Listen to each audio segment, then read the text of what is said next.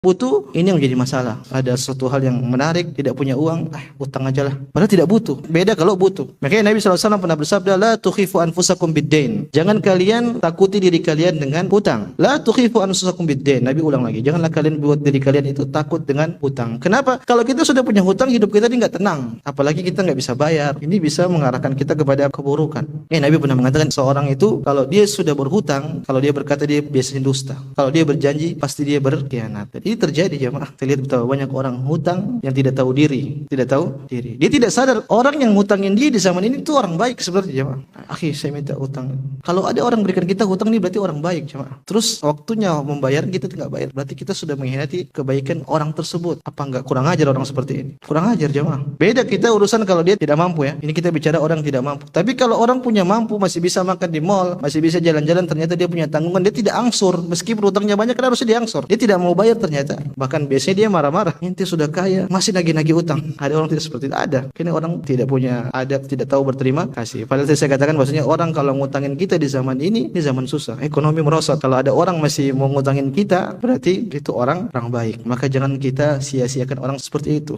Dengan cara apa kita bersyukur? Kita bayar utang kita meskipun kita cicil pelan.